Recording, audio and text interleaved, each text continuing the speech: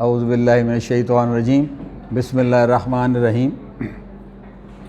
I welcome you to another session on Sociology of Education.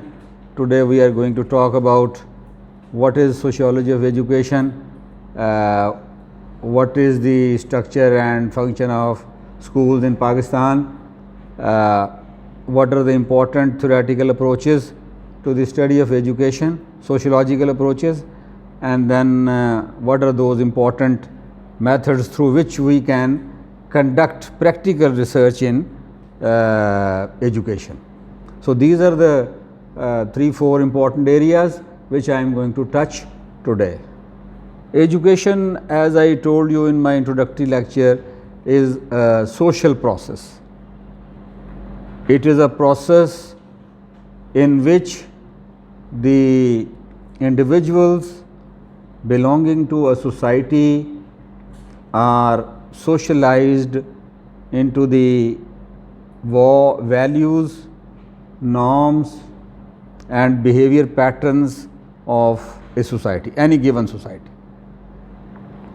Now this process depends upon the ideology and the worldview of a particular society.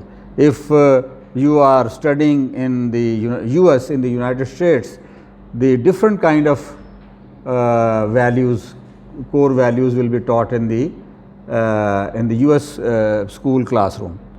You might be learning about the American Constitution and you have to recite the national anthem of US, Star Spangled, whatever they call it. But if you are studying, say, in a country like Pakistan, in India, or in Iran, or Saudi Arabia, or an African country, Kenya, Ghana, or China, so the values of education, values behind the process of education may be entirely different. So you must keep in mind that when you are, as a sociologist, as a social scientist, approaching the concept of education, you must first define your context. What is the social context in which the education or the educational process is taking place? And when I say the social context, it simply means the worldview, the ideology of any given society. So it can be A, B, C, whatever society. So because you are from the Pakistani society and the Pakistani culture, so for you it is important to understand the Pakistani social context,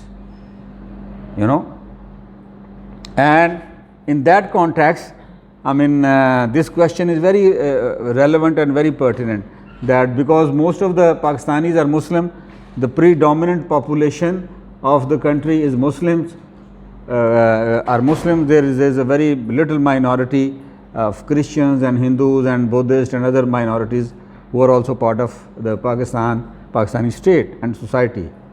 Then we can raise this question, that should we teach religion in the classroom? I mean, should religion be part of education at every level, beginning from the primary to the middle to the secondary to the college to undergraduate university education and graduate university education? Should it be part of the educational process? I mean, if we compare the Pakistan, and as we see that Pakistan studies and Islamic studies are part of the curriculum of most of the educational levels in Pakistan. It begins from the primary schools, it moves into the middle level of the education, middle schools, then it goes on to the secondary schools, then it goes on to college and undergraduate and graduate level. There is a structured, curriculum about Islamic studies and the Pakistan studies. The purpose behind this is not to socialize and radicalize the people. The purpose is obvious. It is to educate the people about their basis, about the foundational principles and about the ideals of the founding fathers of the Pakistani nation state, of the ideals of Muhammad Ali Jinnah and Allama Muhammad Iqbal, Chaudhry Rahmat Ali, Maulana Zafar Ali Khan, Muhammad Ali Jauhar, Allama Inayatullah Mashriqi, all these great people who contributed towards the freedom struggle, people who struggled for the liberation of the Muslims of South Asia. So, this will be the broader journal social context of your sociological investigation in Pakistan.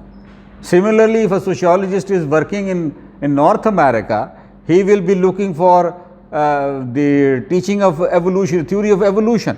In the American public schools, you cannot teach creationism.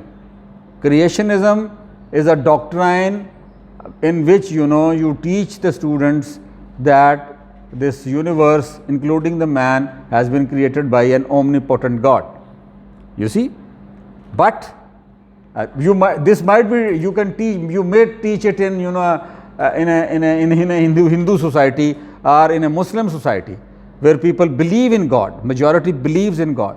But in America, a society is based and a state is based on the principle of secularism, where religion and state, religion and church and state is separated, clearly separated.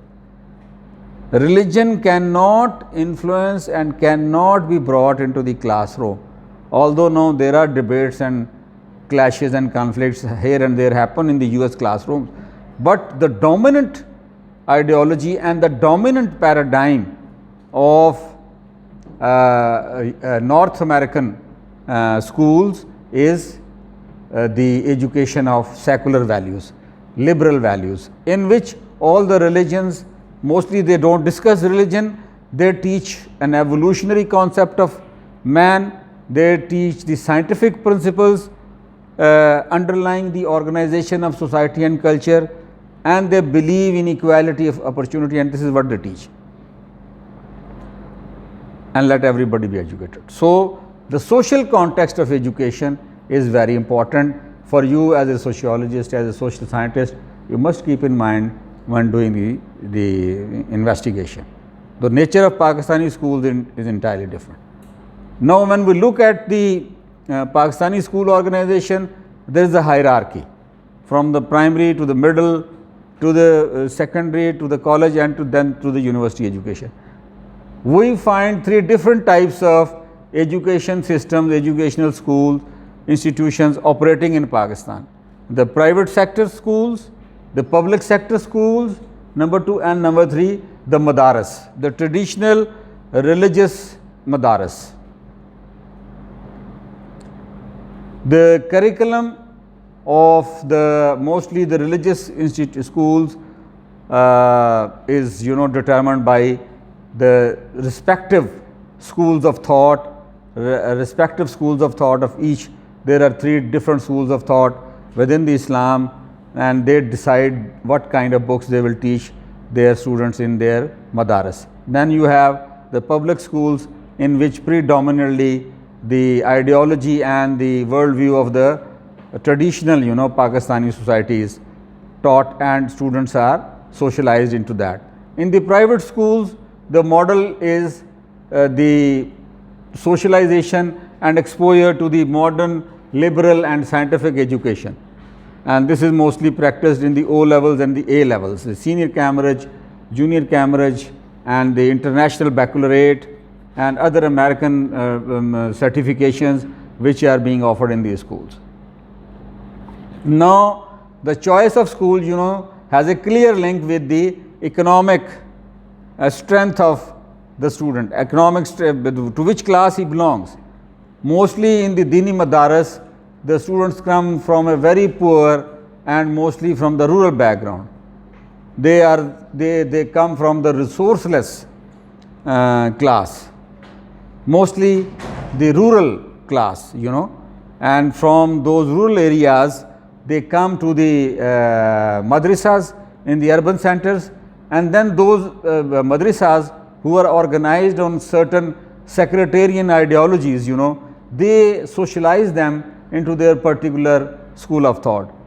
Whether the madrasa is pursuing a Wahhabi ideology, a Shia ideology, or a Sunni ideology, whatever their theology is, once the student gets enrolled into that madrasa, he or she is bound to study that. Should we permit that? That is a big question. I mean, and there is no easy answer to it. But I think if somebody want to educate his or her daughter in a particular religious ideology, the liberty and the freedom of speech demands that let the parents decide. Let the parents decide what kind of education they want to give to their child. A religious madaras, education of a religious madrasa, education of a public sector, which is a majority educational model. It is again a model which was developed during the British Raj in India during the 19th and early 20th century. But then it was trimmed and transformed and changed according to the needs of the new state, Pakistani state, which was carved out from India, which achieved independence under the leadership of Muhammad Ali Jinnah and Iqbal, and in which it is very important to socialize and teach the students that they are a Muslim nation, and their political consciousness as a Muslim nation, and they must be taught about that. It is imperative not only on the state but on the society to understand the importance of the teaching of Muslim consciousness to the students in the classroom.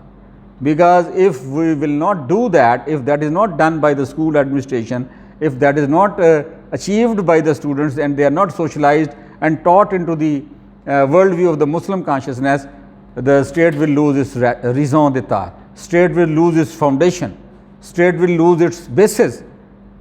How will it operate? How will it become viable? So the majority, it is a mixture. It is not a religious education. It is a combination of the secular and the religious.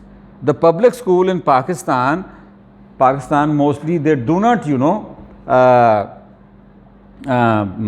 teach the religious side. They teach Islamic studies and Pakistan studies as a part of social and cultural orientation of the students. But they do not condition the students into, you can say, extreme religious positions as it is done in the case of religious madaras, in religious schools. Then we have private schools. They are open, their curriculum, their pedagogy, their teaching style and their other instructional methodologies are mostly Western. British, French model, British model. In some schools you have French model where they are studying the international baccalaureate. There is the French model and then you have the American model. So that is being practiced. The curricula, the objectives of learning, the methodology, the instructional material, instructional tools and resources, and in most of the cases even the teachers, they are trained into those Western tools, pedagogic and instructional tools, and they follow them and they teach the students on the basis. Although now the London University and the Cambridge exams indicate they offer, but it is a choice of the student to study history of Pakistan, or to study the social studies in which Pakistan and Pakistan movement is discussed, or geography in which Pakistan is discussed, or Islamic studies. But it is not compulsory. It depends on the choice. While in the traditional public schools of Pakistan, Islamic studies and Pakistan studies are compulsory. They are part of the curricula, without which the educational process and learning of the student is incomplete and insufficient. And this is but natural. I mean, those who object to it, I think they need to take a pragmatic view, a practical view of the significance and role of education in the formation of a nation and in the development of a nation state. And I will quote here the famous American philosopher John Dewey, who says that the objective, the fundamental and the primary objective of the education is to create a conjoint experience and a participation into the national consciousness of a race. This is what he says, that if we want to create good American citizens, good American people, we need to tell them about their history, how the American state was created and visualized. And it is perfectly justified for the Americans. Yes, they should teach the evolutionary theory, they can teach the secular and liberal values, but that model, imposing that model, that pedagogy and that ideology and worldview, exporting it to the rest of the world, I think that is discriminatory, and that is against the right, fundamental right of any society to educate their children according to their own choice. So these three streams are of schools, and on the basis of that the education is taking place. Now I'll touch upon the approaches, how we can study the process of education, what kind of sociological approaches we can apply to study the process of education. So education, you can study it from the functionalist perspective, well known perspective in sociology, the oldest and the most established. This is the perspective given by Emile Durkheim. Rather, the initial origins of sociology of education can be traced back to Emile Durkheim. The sociology as a discipline, independent discipline, was offered for the first time in the French university, and Durkheim was appointed as a professor. And then he would teach and train teachers, in education. Education was his lifetime passion and commitment. So, he also believed that the objective of the education is to create an educated class which is conscious of itself and conscious of its responsibilities as human beings, to produce more civilized and more effective human beings who can give good to the society.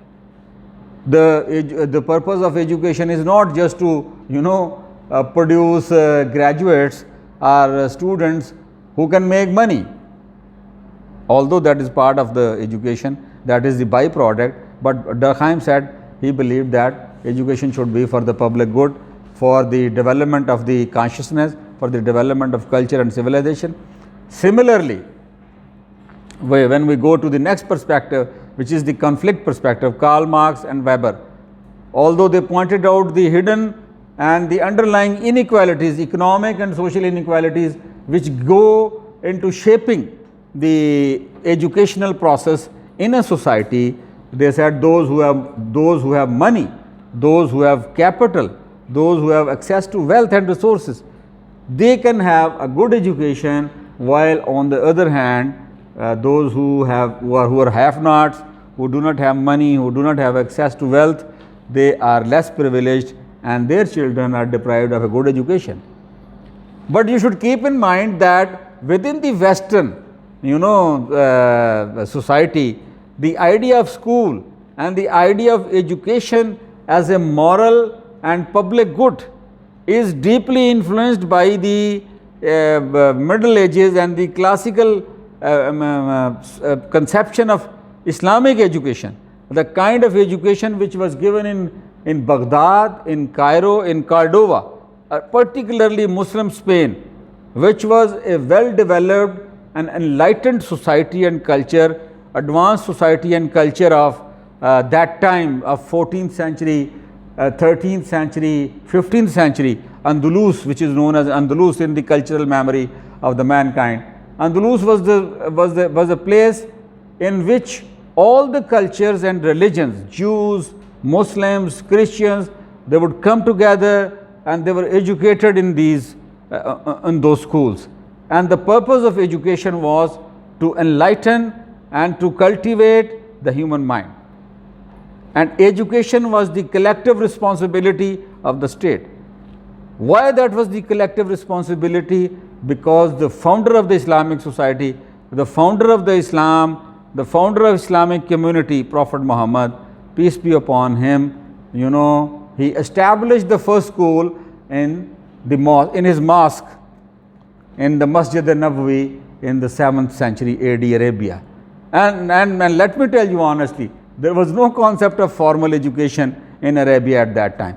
No doubt, we find poets and we find educated people in the top elite of the Arabs. tribal chiefs, for example, and the rich and wealthy Arabs, they would educate their children, but majority was, without education. They were illiterate. It was the revolutionary idea of Prophet Muhammad of the absolute equality of human beings. He said that there is no superiority or inferiority on the basis of wealth, on the basis of race, on the basis of color, on the basis of sex, or any other discrimination. All human beings are equal. Why? Because he said in his famous hadith that we are all children of Adam. We are all children of Adam, and Adam was created from dust. So the root of creation of mankind is dust. We are all product of this earth. We are all children of earth. The difference in color, the difference in skin, the difference in language, the difference in cultural values and behaviors is just but a helpful tool to identify and to develop relationship with other culture. People belonging to different race, people living in a different culture. So if you can understand their language, if you can understand their values, you can establish relation. The purpose of cultural differences, linguistic differences, and the racial differences in Islam is just it is just a marker. It is just a marker to recognize, but it is not the criteria of judging and evaluating the human behavior. Yes, Islam has given a way of judging and evaluating the human behavior, and that is on the basis of taqwa. That is on the basis of your intention, how far and how much your intentions are pure. And that idea of taqwa and intention was incorporated into the educational process created at the first university of the world, that was the Medina University of Prophet Muhammad. And it was the Ashab-e Suffa, the first people who would stay within it was a raised platform within Medina. They would devote themselves to the study of Quran, to the study of the sayings of the Prophet, would record them and would then relate it to those who were not present in Medina, who would not be present in the mosque at the time when the Prophet is saying something, or the revelation is coming. And then later on that the book, the Quran, and you can imagine this is the religion which is based on knowledge. This is the religion which is based on knowledge. This is the religion which invites you to acquire knowledge. Seek knowledge. Every man and woman should seek knowledge, and it is obligatory. Acquisition of knowledge is obligatory, and it is a non-monetary, non-financial, non-materialistic activity within the early school which was established by Prophet Muhammad in Medina. And that became the prototype of education and schooling within the Muslim society. Therefore, when we look in history at the Ottoman Empire, when we look at the Mughal Empire, when we look at the Central Asian states, Muslim states of Middle Ages and Classical Ages, we find that the kings and the rulers, they would generously support the education process, the education of public education. Public educational institutions the education was free. There was no concept of copyright or intellectual property or the trademarks and the patents within the Islamic pedagogy, Islamic educational system and Islamic educational institution.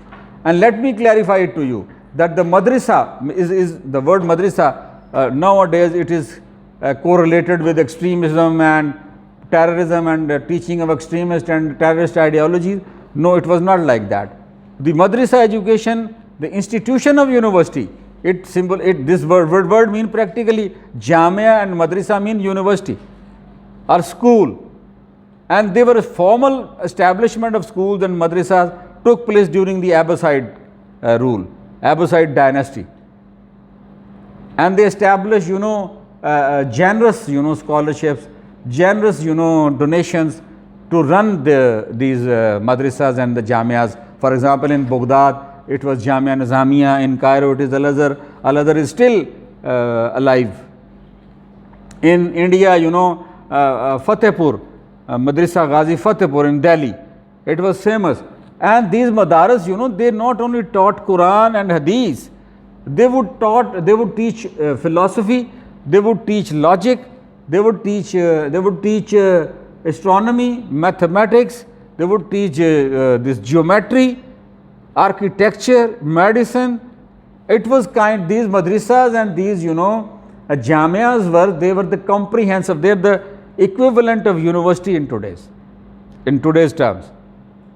Minus, you can say, in today's world, the religion is minus, it is negated in teaching, particularly in Western and American hemisphere, and while all other subjects such as logic and philosophy, and it was thought very important. For example, in the study of Hadith, there is a sub-discipline called Ilm Jira wa Ta'dil. Ilm Jira wa Ta'dil. And when we translate Jira and Ta'dil into English, it means examination and analysis, examination and balancing.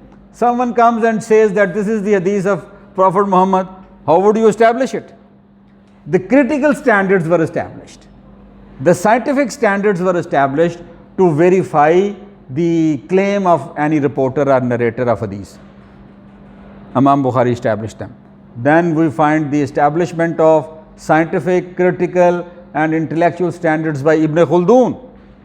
In the study of history, he said though history came before him, the Greeks and the Persians and the Indians, they wrote history, but that was the history of kings, that was the history of the princes, history of the elite. Ibn Khaldun was the first man who tried to analyze the social processes and the role of cultural forces and cultural groups in the phenomena of establishment, growth and evolution of cities and civilizations and cultures. He said that this phenomena, this growth of human civilization and societies can be studied by using the rational, critical and scientific tools and investigations and inquiries. The social phenomena and the historical phenomena can also be studied in a scientific way. He laid the foundations up. And then Quran and the sayings of the prophets, they invite you again and again. Islamic pedagogy is based on factual and pragmatic approach to the study of not only society but also nature. That you should look for facts. In Quran for example, at one place says that don't believe on all the news coming to you. Verify it. Verify a news before you trust it. If someone comes and says the government is going, the no trust movement is confidence vote is going to be successful against the Prime Minister. You shouldn't believe in that. You should verify. Who is telling you? Why he is telling you? What are the facts? As a social scientist, as a sociologist, you have to detach yourself from your field of inquiry, from your field of observation. You see? So when we look at the school and its organization, we must see it and then we have this approach of conflict. After this Durkheim's approach, we have this Max Weberian and Marxian approach, which emphasizes the economic inequalities in the realization of education opportunity. Then you can study education from the perspective of interaction and interaction theory. You can study it from the perspective of feminist and postmodern, and the feminist theory emphasizes that the participation and involvement of the women and the girls should be increased in the education, and the access to education should not be discriminated and denied just because there is a gender difference. Someone should not be denied, and I think as far as that is a very genuine concern. Then in the postmodern, the emphasis is more on the local dimension. Those who look at education from the postmodernist point of view, they say that the local significance, local context, local variations must be incorporated into the educational, into the pedagogic and into the didactic process. For example, if you want to teach a student from Sindh, a student from Balochistan, a student from Punjab, a student from KP, it would be more appropriate if you teach him in their own languages. There is nothing dangerous about that. There is nothing harmful about that, because a child is associated to his or her language since his birth. And it becomes very convenient, very easy for a child to learn the concepts, mathematical concepts, linguistic concepts, and there is no ample psychological research, social psychological research, cultural research, which establishes beyond doubt that there is a close relationship, association between culture and the learning capability of a student. You see? And if you look at the history of the world, look at the Chinese, how the Chinese do all the work, all the research and development in their own language. Look at the Japanese, they have achieved high-tech proficiency and innovations in their own language.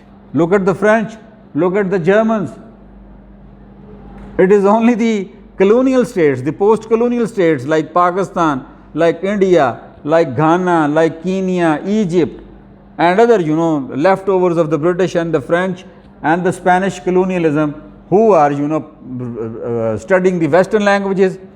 The English, I am also victim of the post-colonial experience. I am also speaking in English. Why not teach sociology of education in Urdu? What's wrong in it? What's wrong in it? But this is the policy. This is the policy of the Higher Education Commission, and most of the universities in Pakistan, they use English as a medium of instruction. And some of the students cannot perform because they are having problem in the English proficiency. They cannot express their thought in English. It is difficult for them to express what they feel. If we allow them to write in Urdu, most of you will get A grade. Most of you. I think all of you will get A grade if I ask you to do an assignment in English. The problem crops in and comes in when we ask you to write in English. And those who have had a good education in a private school, so coming from a good private school or a good home education, mother, father educating them, or coming from O levels, A levels, or any other good private school, I don't want to name anyone, so they might be doing good, performing well. But those who are coming from the public sector, are coming from the Urdu medium schools, state-sponsored schools, they will be facing a lot of difficulty. They will be, their learning will be challenged. And they are struggling most of the time how to communicate and translate their ideas and convey it to the instructor, to the teacher. So this is, sir, this is what I want to say. Teacher, I don't want to say this, but when he or she is writing in English, they are facing problems, communication problems. What we are doing that, and throughout universities in Pakistan, there is a plethora of English courses. English 1, English 2, English 3, English 4, English here, English there. And even those who are teaching English, they are, they even lack, they cannot even, in certain circumstances, teachers who are teaching English, they are deficient. I cannot speak English the way a British or American, a native British will speak. Because this is not my mother, this is my second language. I have acquired and learned this language through the educational process, through the pedagogic process, because I have been studying in English schools and English universities where medium of instruction is English. I have been reading English books. But I can never experience and feel the sense of this language. This is what I remember a friend of mine, he used to write poetry in English. Sometime I also committed this folly, I also attempted to write poems in English. But you can never become an English poet at par with Shakespeare, at par with Byron, at par with Shelley. at par with the Yeats, W.B. Yeats. Whatever command, and because the idiom, and the idiom is shaped and contextualized and governed by the cultural context. The experience of the poet is shaped by his culture.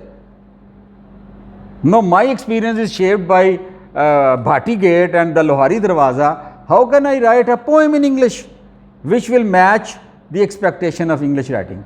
So that is why there is Pakistani English now, there is Indian English now, and there is English Winglish. There is an Indian movie in which there is English Winglish. An old woman is trying to speak English and learn English and express herself in English. This is basically a colonial leftover. And the early we get out of it and let our people, to begin with, we can make bilingual medium of instruction in the universities. In the entire universities of Pakistan and elsewhere, in India, in Africa, they should make the medium of instruction bilingual, because there are several reasons. There are global, institutional, other political, economic pressures due to which the states and the governments are pursuing English as a medium of instruction. Okay, given, granted. But at least they can do the bilingual medium. Let there be English and Urdu a medium of instruction at the higher education institution of Pakistan, at a higher education institution of India. There are exceptions like Malaysia, Indonesia, and they are doing their higher education in their own languages, Malaya and Bahasa Indonesia, and they award degrees to their graduates in higher PhDs and MPhils. But because we are more impressed by the British culture, British colonialism, British way of doing the administration and British law, everything, we like to move and walk and talk and speak like British. Unfortunately, we look more cartoons and we look more like caricatures, imitating them. I am also, right now, I am also sort of a cultural caricature. Had I been speaking in my own language, I would have given you so many other insights which I have acquired from my culture. So the culture, the pedagogy, the instruction, the school, everything goes around, it is connected. The next approach, and which is the systems approach, open systems approach, that emphasizes on it, that when you are looking at the education process, you should look at the inputs, what you are inputting, the teachers, the quality of teachers, the quality of curriculum, the quality of instruction, the culture, the technology, the environment, and then the ideology, the values that goes into the system, and goes into the school, goes into the educational process of the children, of the school. And then from that process, what is the output? What kind of educated people? Are you getting merely degree holders? People having diplomas in their hands and degrees in their hands? Can they deliver? Do they have skills? What is the pragmatic value of your education? What is the relevance of your pedagogy with your real life? What is the outcome? So the whole process is shabby, and it's flawed, and it is filled with all these kind of difficulties. Similarly, finally I would say that if you want to do education, there can be different ways. You can do research by observation, method of observation. You can do research in well-defined classroom settings, predefined settings. You can observe how the students behave, how the teacher behaves, how they learn, how the learning process takes place. You can observe the learning process, do observational study, or you can do analysis on the basis of secondary data, or you can acquire primary or new data on your own. You can do some survey. So these are different forms: survey, observation, closed setting, classroom settings. All these, these are the methods of education. So this is how the sociologist of education can analyze that it is a social process. He must analyze the social context. He must look for the core values and the worldview and the ideology behind the education. Must look into the organization and culture of the school. Must analyze the input, output, and the process and the environment.